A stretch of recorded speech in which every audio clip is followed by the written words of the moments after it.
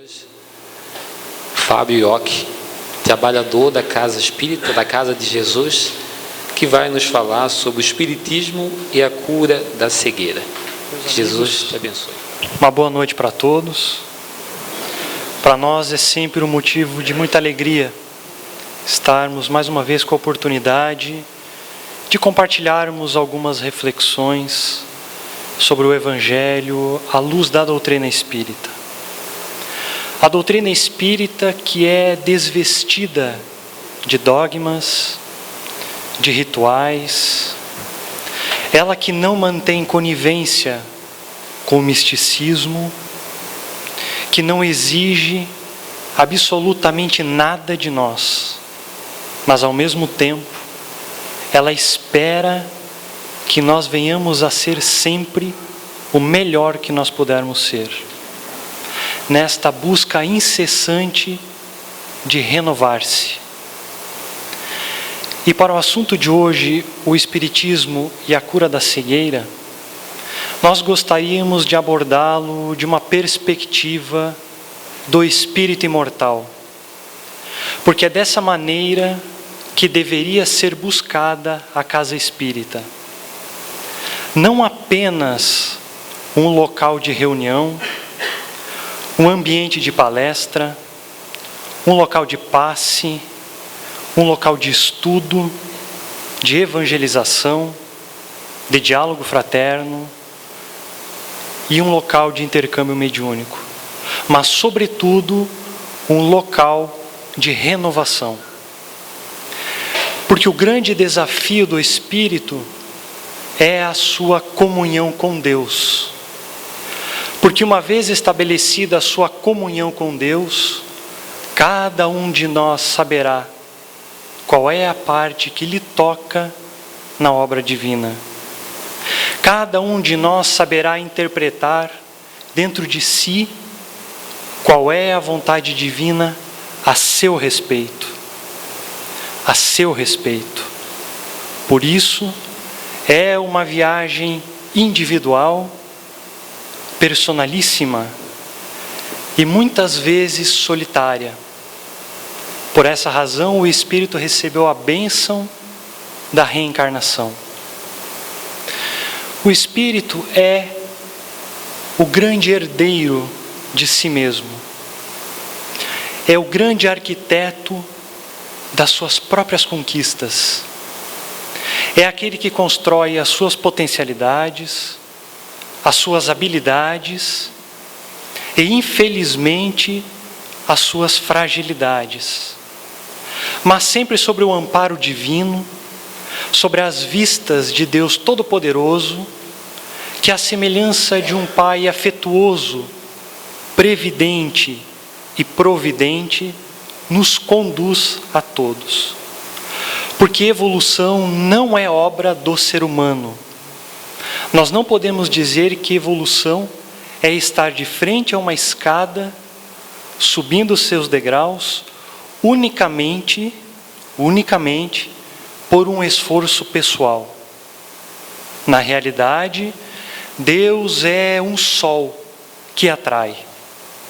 E a sua força gravitacional se chama amor. O amor de Deus atrai, nos faz subir, nos faz caminhar em direção às realidades definitivas da vida, que são as realidades do espírito imortal. Deste modo, aí sim, nós, unidos com Deus, Ele nos atrai pelo amor e pelo esforço pessoal, galgamos então os degraus da evolução. Até porque evolução não se resume ao somatório das nossas encarnações. Por uma razão muito simples, o espírito também passa um bom tempo no mundo espiritual. E no mundo espiritual não cessam as atividades.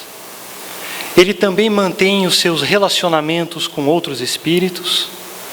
Ele também vincula-se a determinadas atividades, a determinadas tarefas, a trabalhos específicos, sempre coordenados por um espírito mais evoluído ele então busca também, através de grupos de estudo, conhecer-se. Portanto, há também no mundo espiritual um processo de conhecimento. Mesmo que esse espírito encontre-se em regiões infelizes do mundo espiritual. Porque aí então ele é convidado a olhar para si mesmo, como o grande arquiteto da sua própria dor, como aquele que construiu as suas próprias lágrimas, o maior responsável pelos caminhos tortuosos dos quais ele enveredou. É um caminho doloroso, mas essa busca de olhar para dentro pode ser dolorosa, mas convenhamos, é também conhecimento. E aqui também há de nós refletirmos: Deus não faz distinção dos seus filhos. Ele ama a todos integralmente. Independente de quem seja, aonde esteja, Deus ama todos igualmente. E aqui também nós nos referimos à criação dos espíritos. Porque antes de tudo, Deus amou. E amou tanto que nos criou. E uma vez criado, imortal se torna. Portanto, Deus ama integralmente. Então, o espírito no mundo espiritual, ele também progride. E nós também temos que compreender que a nossa identidade não se resume à nossa atual encarnação. A nossa identidade não é o corpo que nós temos hoje. A nossa identidade não é a nossa etnia. Não é o problema que eu possuo hoje. A nossa identidade não é a minha crença, nem a minha escolha, a minha opção sexual. Isto é uma situação evolutiva. É um posicionamento espiritual mais favorável à minha personalidade.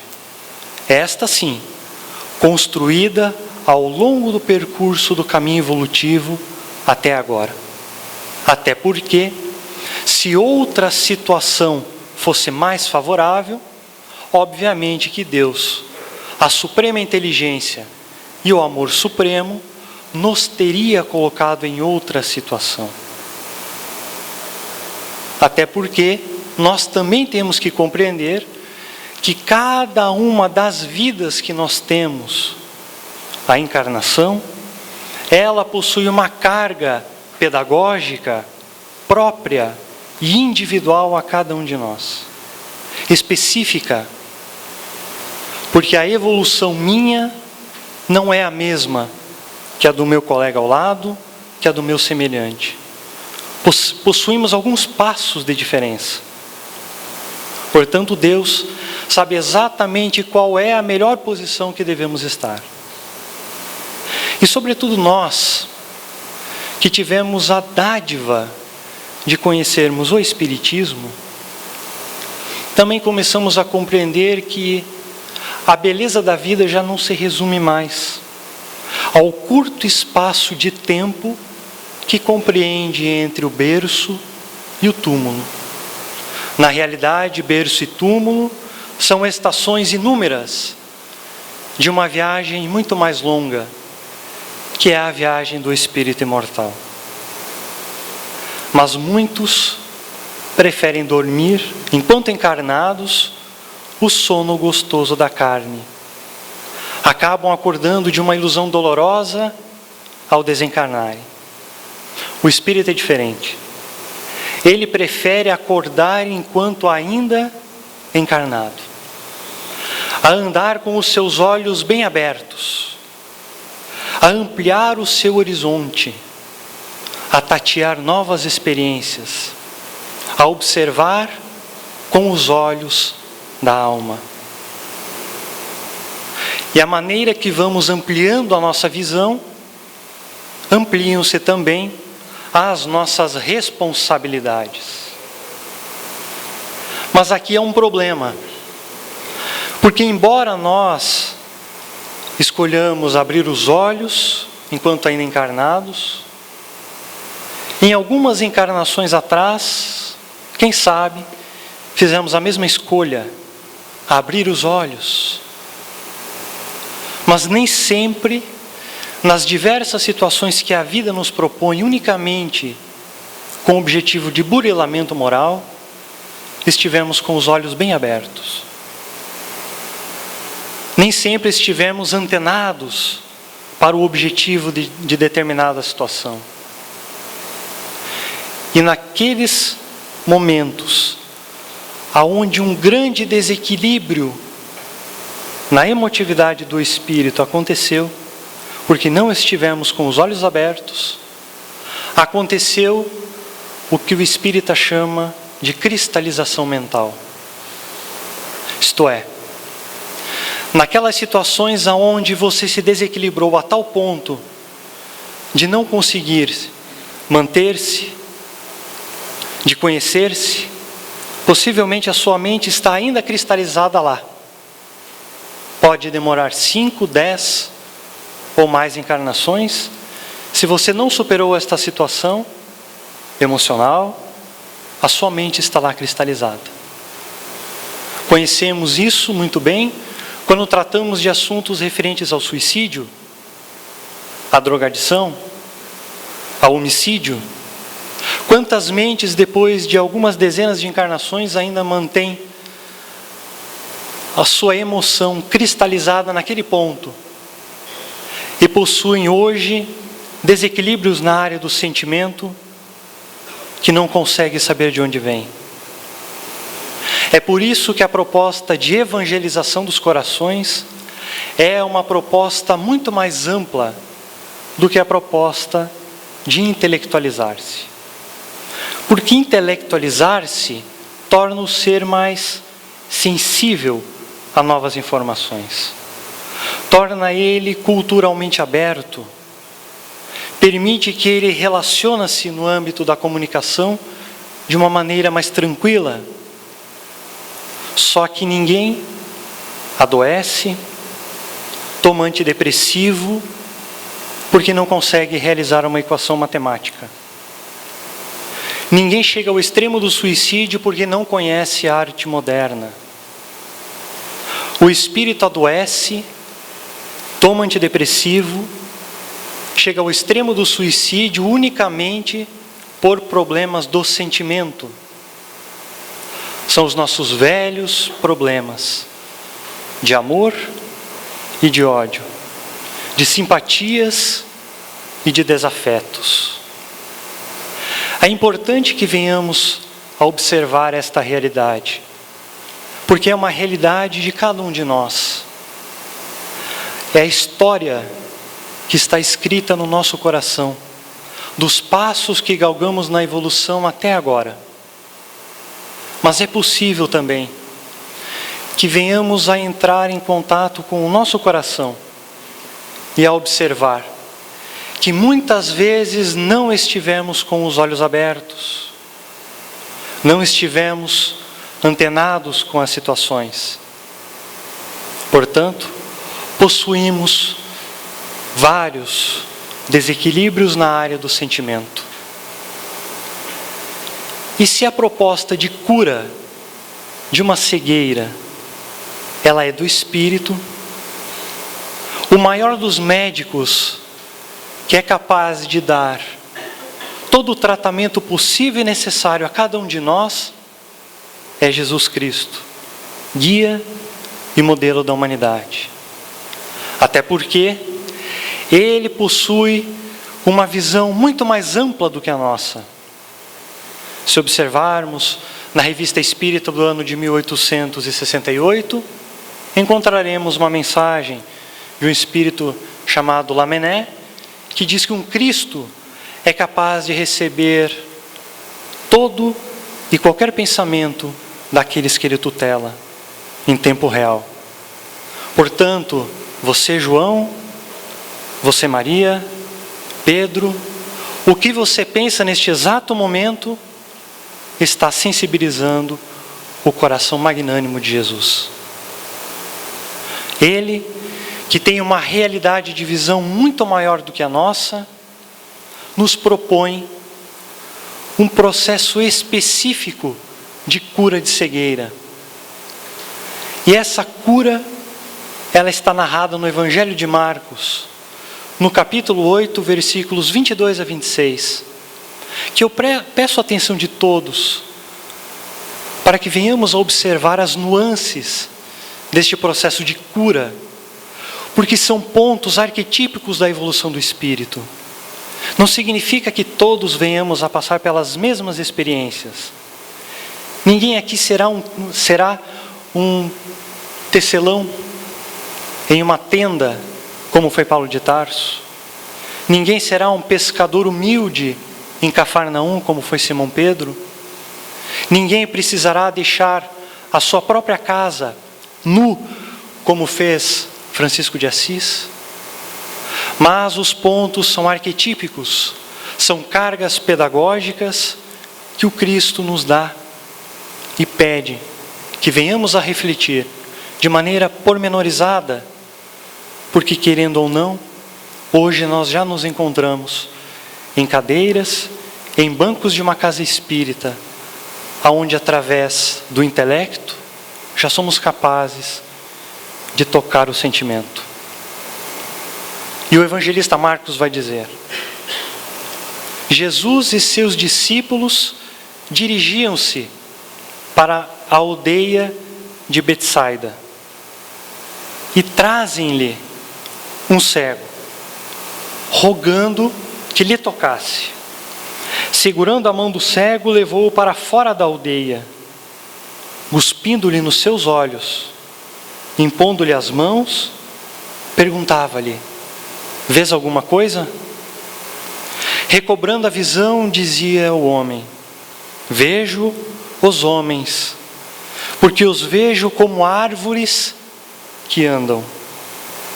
Então novamente impôs as mãos sobre os seus olhos, e ele viu de maneira pormenorizada, com clareza, com profundidade. E o enviou para a sua casa dizendo: não entres na aldeia.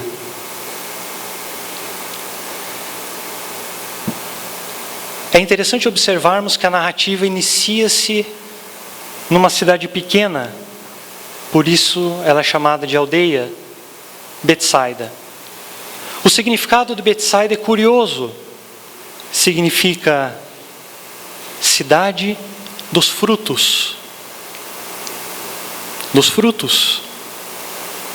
E já de maneira inicial não temos como não relacionarmos a nossa visão, a nossa interpretação com o livro Gênesis de Moisés, no seu capítulo 3, quando ele faz a narrativa do Éden.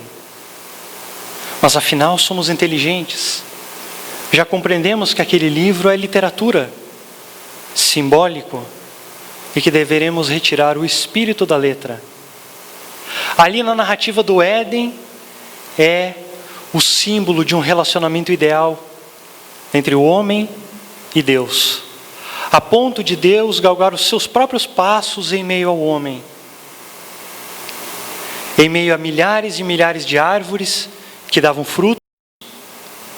Uma única árvore lhe era proibida: a árvore da experimentação do mal. A serpente indaga a mulher e faz com que ela coma daquele fruto. Experimentação do mal. Mas aqui também há um outro ponto a relacionarmos. Estamos falando da cidade dos frutos. Pergunta 120 de O Livro dos Espíritos. Todos os espíritos precisam passar pela fieira do mal para conhecer o bem? Resposta: pela fieira do mal? Não. Pela fieira da ignorância. Ou seja, quem te disse que você precisa conhecer o mal? Quem que te falou que vocês precisam experimentar dos frutos maus? A questão é que Betsaida era uma cidade de frutos. E frutos pode ser bom ou ruim. Tanto que em Deuteronômio, no seu capítulo 8, encontramos, na tradição hebraica, 7 alimentos sagrados. Dentre os 7, 3 eram frutos: romã, a uva, o figo. Não tem como não relacionarmos este cego sendo trazido como sendo um fruto para as mãos de Jesus. E o que é mais curioso, este cego foi trazido por outras pessoas. Ele não estava na rua esperando Jesus passar, ele não implorou para ser curado, ele foi trazido pelas mãos de outras pessoas. Esta experiência todos nós conhecemos na nossa vida. Quantas vezes Deus fez um tumulto na nossa vida, nos colocou livros, nos colocou em contato com pessoas para nos chamar a atenção. Quantas vezes no momento de sofrimento fomos trazidos pelas mãos de alguém a uma igreja, a uma casa espírita, a um templo religioso. Esses que trouxeram já conheciam Jesus, o Mestre. Já conheciam nele o caminho, a verdade e a vida. O cego, na narrativa, tinha problemas de visão, não de surdez, não de mudez, porque Jesus dialoga com ele mais à frente. Portanto, ele tinha capacidade de receber informações e, mesmo sem enxergar, de raciocinar. E aqui, nós também temos que prestar atenção. Se ele deixou-se ser levado, é porque ele, detentor do seu próprio livre-arbítrio, permitiu ser levado. Temos que relacionar esta figura de cura com todos nós. Jesus recebe este cego, pega pelas suas mãos e leva-o para fora da aldeia. Por que ele não fez a cura dentro da cidade? Dentro da casa daquele cego? Por quê? Deve haver algum motivo, e muito específico, e que deve chamar ao Espírito. André Luiz, esse autor que muitos de vocês já conhecem, escreveu uma série de obras pela psicografia de Francisco Cândido Xavier. Em uma das obras, salvo engano, No Mundo Maior, ele intitulou um capítulo A Casa Mental. E se tem alguma coisa que eu aprendi com o Espiritismo, se chama universalidade do ensino. A casa que Jesus estava tratando com o cego, possivelmente não era material. Fica muito evidente isso no final do diálogo. Voltes para a tua casa, mas não entres na aldeia. Por favor, alguém me explique como que você entra na casa sem passar pela cidade. Há algo muito importante aqui. Se ele retira para fazer a cura, é porque a aldeia lhe impedia a cura. Essa aldeia são as cristalizações mentais. São os desequilíbrios da nossa emotividade. Elas que nos impedem a cura. Elas que nos seguram. Elas que colocam um verdadeiro cercado em volta de nós e não conseguimos ultrapassar. Quantos de nós não roga um pequeno feixe de luz da providência divina durante uma oração e não se dá conta de que temos um verdadeiro foco solar à nossa disposição para servirmos no bem? Quantos de nós roga algumas migalhas de amor e não se dá conta também que muitos à nossa volta esperam a nossa capacidade de amar? Quantas vezes rogamos encargos para trabalharmos com Jesus na seara e não nos damos conta de que muitos à nossa volta esperam a nossa capacidade e a nossa vontade de servir? Porque Jesus foi enfático: amar ao seu próximo como a si mesmo. Ele não falou amar o seu distante, nem ao seu semelhante, ao próximo. O nosso raio de ação é muito pequeno ainda, dada a nossa evolução. É natural que precisamos atuar com o nosso próximo, para que o sentimento verdadeiro se faça natural em nós, para aí então amarmos o mais distante. Quantas vezes pedimos a providência divina que faça justiça para aquilo que sofremos, e mesmo nós espíritas não nos damos conta de que a harmonia divina retifica sempre, através da dor e da morte, diariamente à nossa volta. Rogamos às vezes sinais do céu, principalmente quando estamos cegos, na beira de um abismo, e somos incapazes de olhar para trás e enxergarmos o horizonte florido.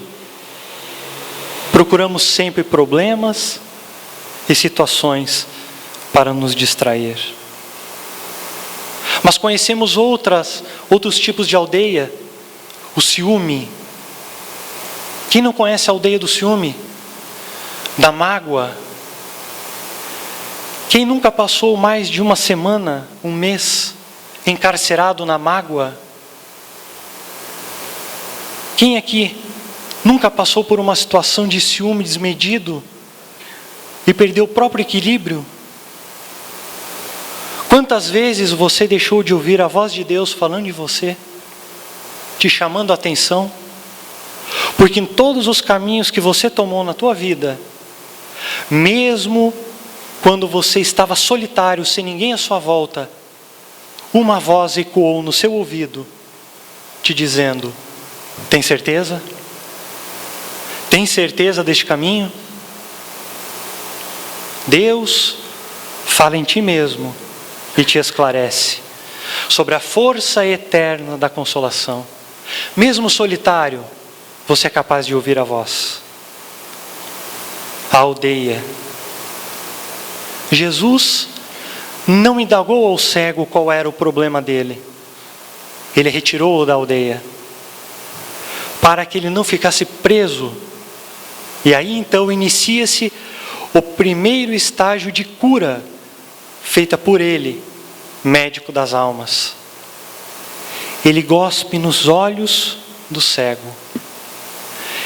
E a saliva, é curiosa essa história, porque a saliva, ela possui 3 significados importantes para a cultura hebraica. O primeiro: toda e qualquer substância que saia do interior do corpo humano deixaria qualquer homem puro e impuro. Ou seja, qualquer substância, inclusive a saliva, deixaria qualquer pessoa impura. É por isso que a mulher no período de menstruação era impura. A relação sexual era considerada impura. Segundo motivo da saliva: em jejum, a saliva teria poderes curativos. Mas é interessante porque se sai do corpo, por que em jejum poder curativo? Será que o jejum aqui é então apenas o de alimento? Somos inteligentes, temos que meditar nisso. O outro significado da saliva significava fala, verbo. Se eu utilizasse a expressão saliva, eu estava falando fala. Estou verbalizando algo.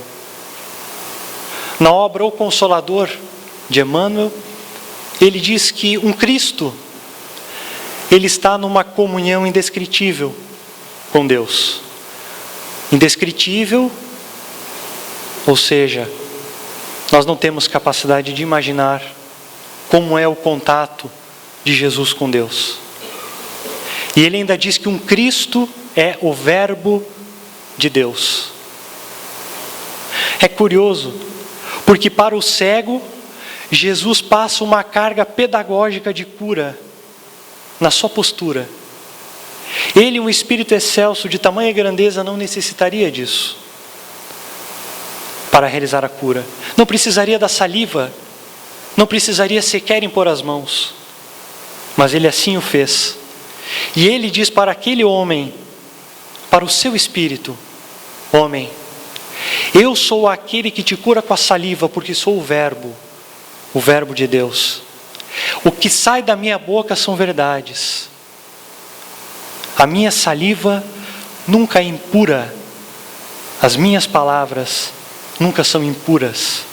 Porque eu vivo um jejum com Deus. O espírito do cego possivelmente deve ter absorvido estas informações. Assim como Humberto de Campos narra na obra Boa Nova o contato de Jesus com Maria Madalena. Quando Jesus olha para ela, o seu espírito recebeu uma carga de Jesus.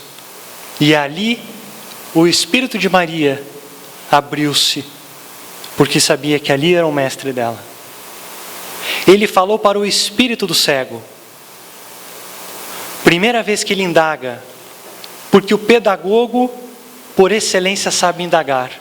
Ele não pergunta a esmo, porque ele sabe que muitas vezes não daremos respostas corretas. Nos perdemos quantas vezes na nossa vaidade. E ele diz: vejo homens como árvores que andam. É curioso isso. Ele vê todos os homens iguais, porque o fruto vem da árvore. E todos os homens dão frutos iguais. Isso nós conhecemos muito bem. Iniciamos na doutrina espírita, recebemos um cabedal de informações. Ainda não construímos no coração.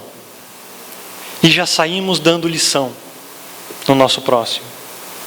Muitas vezes com o bastão que mais fere do que ilumina. Nós ainda, no processo inicial de cura, enxergamos as dificuldades de todos como sendo iguais.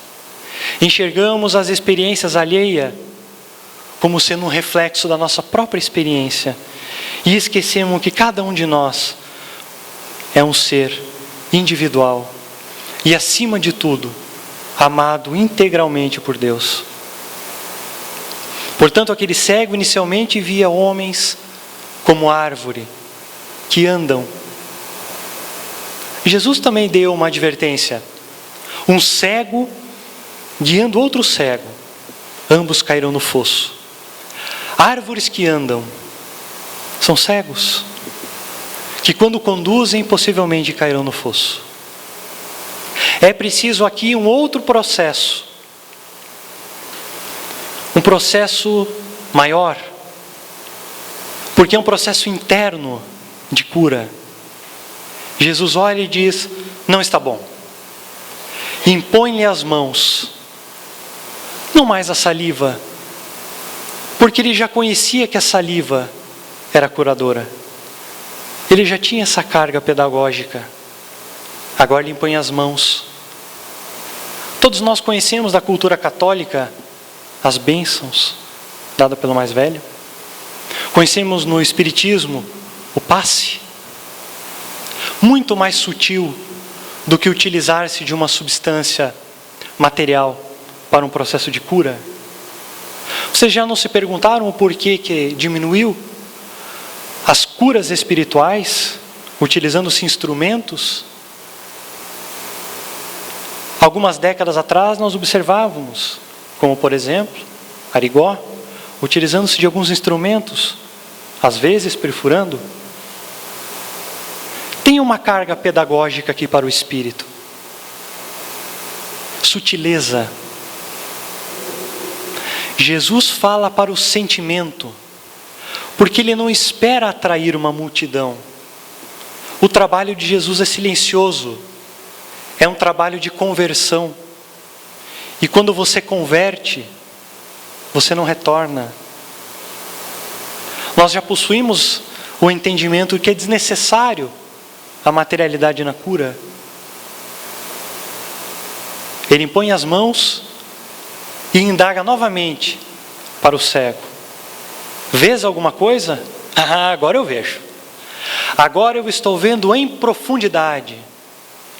Eu estou vendo um horizonte muito mais amplo, muito mais vasto. O seu espírito sofreu mais um processo de evolução. Ele angariou essa carga pedagógica e construiu. Guimarães Rosa disse uma vez assim: eu não sei de nada, mas desconfio de muita coisa. E eu acredito que nós temos que dizer a mesma coisa para este processo de cura. Primeiro, Jesus pega um cego. Ele mostra para o cego que ele é o Verbo. Depois ele não precisa mais mostrar para o cego que ele é o Verbo. Ele simplesmente impõe as mãos e recomenda no final: volte para a tua casa, não entres na cidade. A cura não está completa. A cura por parte do médico foi feita. Falta cada um de nós. É por isso que Deus é um sol que atrai. Mas para dar os passos, subindo os degraus, é preciso junto disso um esforço pessoal. É preciso um período de convalescença, de autoconhecimento. Eu não sei de nada, mas desconfio de muita coisa. Para mim, Jesus estava falando das 3 revelações. Primeiro, Moisés, que conduziu a um Deus único. Segundo, Jesus como Verbo. Terceiro, ele impõe as mãos, uma sutileza, a doutrina espírita, o Consolador prometido. E ele ainda recomenda: você está em convalescença. Mundo de regeneração. É um mundo de convalescença. A prioridade será amar. Mas cuide, para que você não feche os olhos num momento de necessidade, porque você pode retornar. É interessante nós meditarmos neste processo de cura, porque ela é arquetípica. São passos que nós, quanto espíritos imortais, precisamos galgar. Muitos iniciaram, muitos estamos, muitos passaremos ainda pelas sutilezas da cura e do processo de autoconhecimento. Sabemos que é um processo difícil entrar em contato com os sentimentos que nos animam, a conhecermos verdadeiramente as aldeias que nos rodam, que estão às nossas voltas. É um processo doloroso, difícil, assim como aqueles nossos irmãos que se encontram em um mundo espiritual infeliz, em uma região de dor. Nós também passamos pela dor da encarnação. Porque não é fácil você pegar toda a tua sensibilidade de espírito e retraí-la em 5 sentidos. Você passa pelo deserto da vida e possivelmente as dores excruciantes do calor se farão presente sobre a sua fronte. Mas não significa que precisaremos comer do fruto da árvore da experimentação do mal. Ninguém se perguntou até hoje o porquê aquela serpente do livro Gênesis rastejava. Se a proposta dela era uma proposta de autossuficiência, e quantas vezes deixamos Deus de lado e nós mesmos queremos nos conduzir? É a mesma proposta da serpente, autossuficiência. Você não precisa de Deus, Se você comer daquele fruto, você será como ele, porque ele não quer que você conheça o mal. É um processo doloroso, mas é necessário que façamos as pazes com as nossas entranhas, como diz o codificador Allan Kardec. O apóstolo Paulo, no livro Paulo Estevão, quando se caminhava para o seu último período de divulgação de Jesus e do cristianismo nascedouro, ele compreendeu que a maior dificuldade do Espírito era a sua comunhão com Deus, era apaziguar-se com Deus. E aí ele fala o seguinte, e cabe para nós hoje: Deus é mais belo nos dias trágicos. Quando as sombras ameaçam os caminhos, a luz é mais preciosa e mais pura. Nestes dias de sofrimento e morte, quando a mentira destronou a verdade e a virtude foi substituída pelo crime, lembremos Jesus no madeiro infamante. A cruz tem para nós outros uma divina mensagem. Não desdenhemos o testemunho sagrado, quando o Mestre, não obstante máculo, só alcançou neste mundo batalhas silenciosas e sofrimentos indefiníveis. Fortalecemos-nos na ideia de que o seu reino ainda não é deste mundo. Alcemos o Espírito à esfera do seu amor imortal. Não esperemos, portanto, repousar no lugar do trabalho e dos testemunhos vivos da cidade indestrutível da nossa fé. Jesus nos contempla e balsamiza o coração. Caminhemos ao seu encontro através dos suplícios e das perplexidades dolorosas. Ele ascendeu ao Pai do cimo do Calvário. Nós lhe seguiremos as pegadas, aceitando com humildade os sofrimentos que por seu amor nos foram reservados.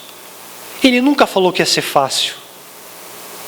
Ele falou que seríamos abatidos como ovelhas no matadouro. Ele falou que seria difícil. Mas se nós temos essas nossas dificuldades, estas aldeias, este grande supremo tribunal pautado na iniquidade, nós temos que ser mais fortes e fazermos como Paulo, olharmos para a cidade onde Jesus está, nos fortalecendo e dizendo que por mais duro que seja, não fará com que nenhum de nós venha a negar Jesus Cristo. Boa noite para todos. Muito obrigado. Agradecemos ao Fábio pela mensagem. Que Jesus te abençoe e que permite uma reflexão ao longo dessa semana. Agradecemos a doutrina que de forma singela, mas muito verdadeira, pode completar cada um de nós. Agradeço a presença de todos. Tenhamos uma semana maravilhosa e que possamos sair da aldeia, né?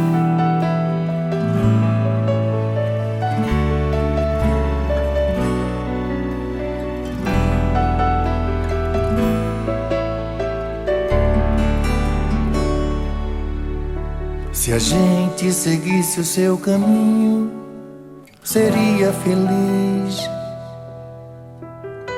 Se a gente ouvisse os seus conselhos, seria feliz. Se fosse manso como ele, seria feliz. Tinha mais coragem e determinação pra mudar.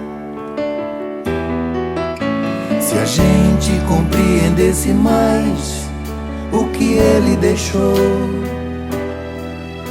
seria caridade e paz, amando o amor. Não ia mais ficar chorando nem se lamentar. Quem seguir o seu exemplo vai se iluminar. Quando acusados ou amor, caluniados ou perdão, quando traídos ou a luz do coração, quando atacado ele sorriu, elogiado ele nem viu. Meu irmão Chico, nossa eterna gratidão. Quando acusados ou amor, caluniados ou perdão, quando traídos ou a luz do coração, quando atacado ele sorriu, elogiado ele nem viu. Meu irmão Chico, nossa eterna gratidão. Se a gente seguisse o seu caminho, seria feliz. Se a gente ouvisse os seus conselhos, seria feliz. Se fosse manso como ele, seria feliz. Tinha mais coragem e determinação pra mudar. Se a gente compreendesse mais o que ele deixou, seria caridade e paz, a mão do amor. Não ia mais ficar chorando, nem se lamentar. Quem seguir o seu exemplo vai se iluminar. Quando acusados ou amor, caluniados ou perdão, quando traídos ou a luz do coração, quando atacado ele sorriu, elogiado ele nem viu. Meu irmão Chico, nossa eterna gratidão. Quando acusados ou amor, caluniados ou perdão, quando traídos ou a luz do coração, quando atacado ele sorriu, elogiado ele nem viu. Meu irmão Chico, nossa eterna gratidão.